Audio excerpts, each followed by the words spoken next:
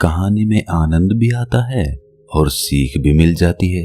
दोस्तों, जिस तरह मैं महात्मा बुद्ध की कहानियों से मोटिवेशन फैलाता हूँ, उसी तरह आपका सब्सक्राइब करना मुझे मोटिवेशन देता है। तो इस चैनल को अभी सब्सक्राइब जरूर कर लें। तो चलिए कहानी शुरू करते हैं। एक बार महात्मा बुद्ध अपने शिष्यों के साथ कहीं जा रहे थे। उन्होंने रास्ते में एक वृद्ध आदमी को देखा। वो काफी दुखी प्रतीत हो रहा था।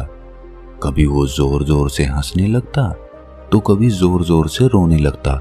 ऐसा लगता था जैसे ये कोई पागल है। बुद्ध उस आदमी के पास गए।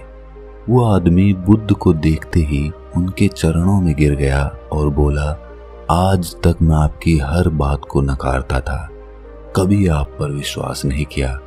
मुझे माफ कर दें, आप सही थे। मुझे आज ये समझ में आ गया है कि आप जो भी कहते थे वो सब सत्य निकला। बुद्ध ने उसके आंसू पोंछे और उसे भोजन खाने के लिए दे दिया। वो व्यक्ति बेहद भूखा था। वो खाना लेकर खाने लगा। वो एक निवाला खाता और रोने लगता। ये सब बुद्ध के शिष्य देख रहे थे। उन्होंने बुद्ध से पूछा कि इनको क्या हुआ है, क्या इनका मानसिक संतुलन बिगड़ गया है?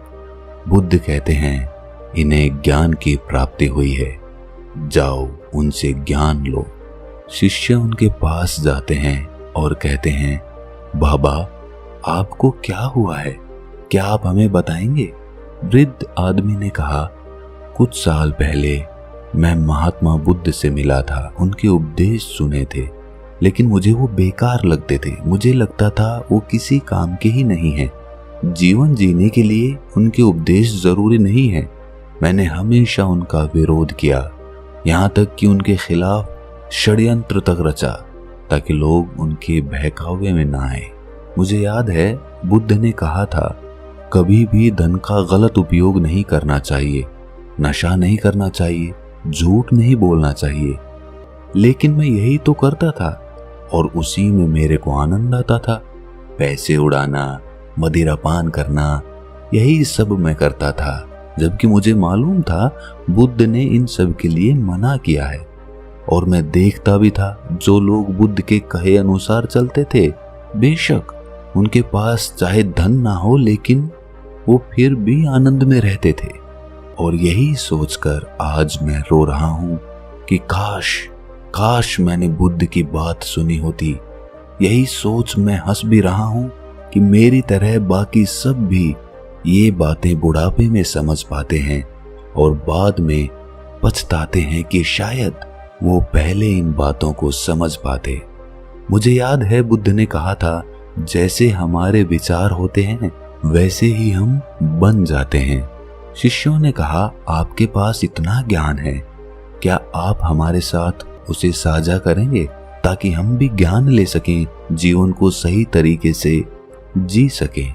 वृद्ध आदमी ने कहा, महात्मा बुद्ध के शिष्य हैं आप सब। बुद्ध के समान जीवन की गहराइयों को कोई नहीं जानता।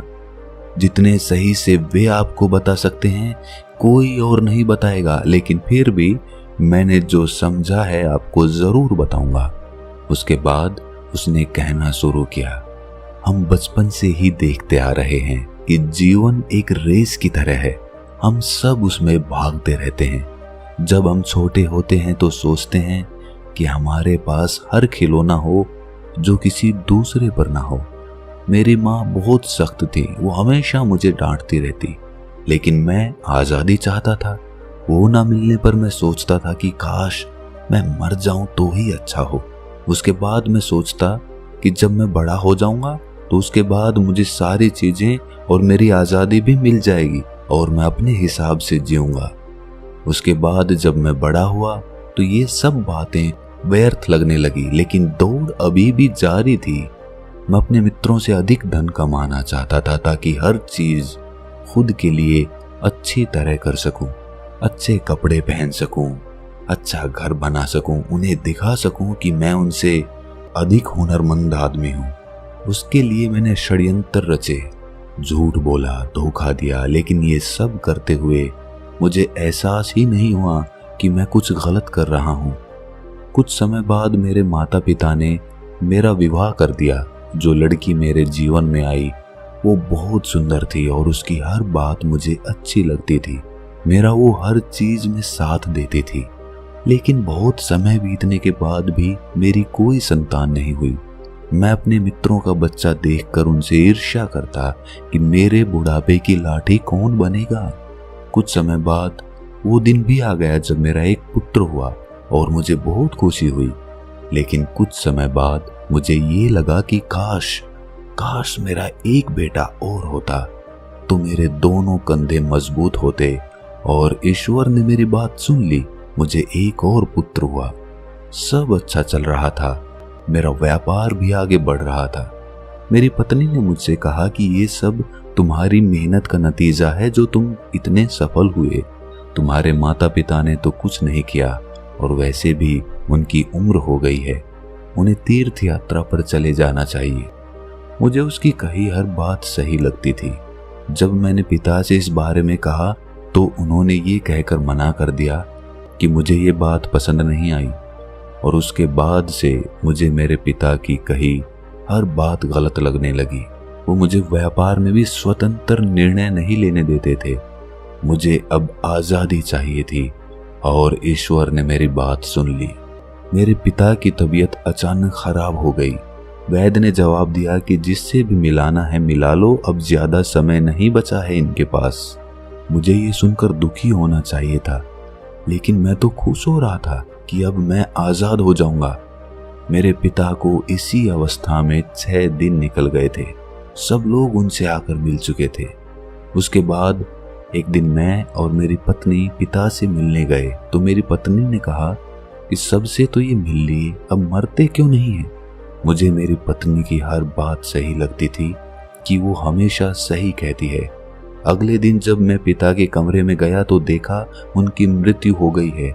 मेरी माँ वहां बैठे अकेली रो रही थी।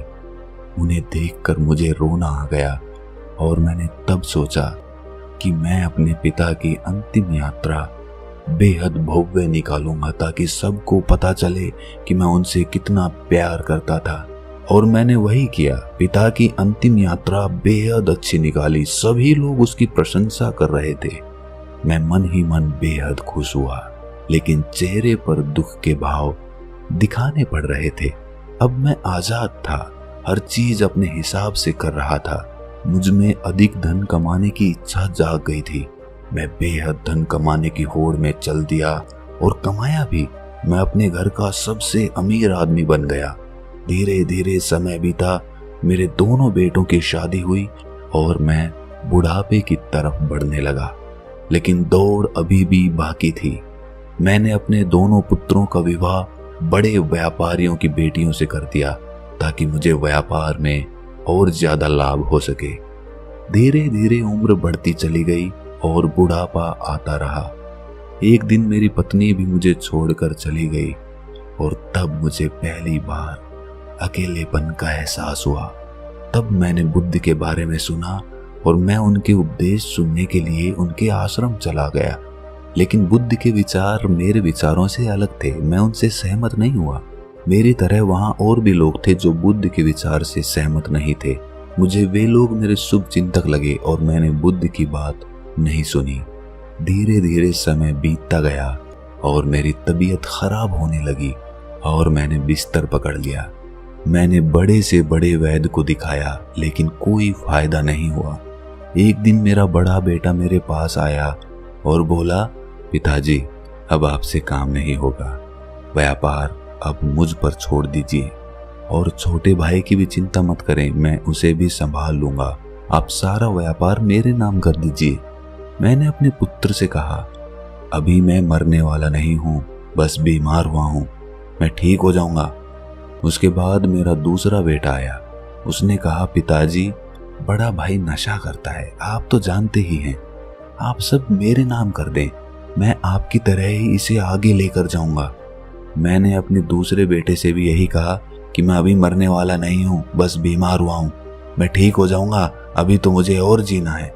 लेकिन इस बार ईश्वर ने मेरी बात नहीं सुनी और वैद्य ने मेरे पुत्रों से कहा कि जिससे मिलाना है मिला दो, समय बेहद कम है, ये सुनकर मेरी दोनों बहुएं रोने लगी।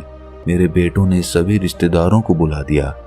सब मुझसे मिलने आते और कहते कि आपके बिना अब सब अकेले कैसे चलेगा। मैं अभी जीवित था, लेकिन मुझे ऐसा लग रहा था जैसे सब मुझे अभी से मरा हुआ मान रहे हैं। उस दिन मुझे मेरे पिता की बेबसी का एहसास हुआ और सोचा ये जीवित में ही क्यों मुझे मार रहे हैं और सब कितने स्वार्थी हैं। अब तो मेरे बेटे भी बंटवारे के लिए मेरे आगे लड़ रहे हैं और उनकी पत्नियां उनका साथ दे रही हैं कि मेरा धन कमाना किस काम आया जो मुझे ठीक ही नहीं कर सका। मैंने बेकार में पूरा जीवन इस धन के पीछे बर्बाद कर दिया। हर गलत काम किया, नशा किया, षड्यंत्र रचा, लेकिन सब बेकार गया। मैंने ये सब क्यों किया? काश मुझे ये बात पहले समझ आ गई होती कि ये सब एक दिन यहीं रह जाना है। इससे अच्छा होता मैं कोई नेक काम करता जिससे लोग मुझे याद रखते। काश ये बात मुझे पहले पता चल गई होती जब मेरे पिता बिस्तर पर थे। तब शायद मैं कुछ अच्छा कर पाता, जीवन को नई दिशा दे सकता। मैंने दोनों बेटों को बुलाया और पूछा, मेरी अंतिम यात्रा कैसे निकालोगे? कि आप मेरे नाम सब जायदाद कर दें, मैं आपको भव्य तरह से विदा करूंगा। और दोनों फिर से लड़ने लगे। तब मुझे लगा कि ये सब किया मैंने, मेहनत मेरी, लेकिन सब छूट रहा है। ये कुछ भी अब मेरा नहीं है। अब सब कुछ छोड़कर जाना होगा। मृत्यु मेरे सामने है। मैं सबको शमशान ले गया, मेरी माता पिता पत्नी, लेकिन कभी ये नहीं सोचा कि एक दिन मैं भी यहाँ आऊंगा। मैंने अपना पूरा जीवन कामयाबी से निकाला, लेकिन अब लगता है कि मैंने जीवन जिया ही नहीं। बचपन से लेकर अब तक बस दौड़ा चला जा रहा हूँ। किस चीज में आज तक उलझा रहा पता ही नहीं चला। और जब आखिरी समय पर सब बातें समझ में आई तो बहुत देर हो चुकी थी। ये बातें कहकर बुजुर्ग चुप हो गया और महात्मा बुद्ध के पास आकर कहा कि मेरे अंतिम समय में मुझे कुछ मिल सकता है। बुद्ध ने कहा कि बेशक तुमने अपना पूरा जीवन अज्ञानता में निकाल दिया हो, लेकिन ज्ञानता का एक क्षण भी काफी होता है। तुम्हारे पास अभी जो भी समय बचा है वो ज्ञान से पूर्ण है। अब जो भी तुम्हें मिले, सांसें या फिर मौत, उसे स्वीकार करो। वर्तमान पर केंद्रित हो जाओ। जो भी तुम्हें मिले उसे खुशी से स्वीकार करो। जितना रहस्य जीवन में है उससे ज्यादा रहस्य मौत में है। जो खुशी जीवन दे सकता है उससे भी बड़ी खुशी मौत दे सकती है। केवल पूर्ण रूप से देखना, एक एक क्षण देखना, दुख मत करना, भूतकाल को भूल जाओ, भविष्य की चिंता मत करो। जो अभी है, इस समय है, इसी के साथ मिल जाओ। जो जागृति तुम्हारे अंदर आई है वही जागृति, यही ज्ञान तुम्हारी सहायता करेगा। दोस्तों, अगर ये कहानी आपको अच्छी लगी तो इसे अपने मित्रों, रिश्तेदारों और प्रियजनों के साथ साझा जरूर करें और इस चैनल को सब्सक्राइब करना ना भूलें और नोटिफिकेशन बेल को प्रेस कर लें ताकि हम जब भी कोई कहानी डालें तो आपको तुरंत पता चल जाए। तो मिलते हैं अगली कहानी में। तब तक के लिए अपना ख्याल रखें।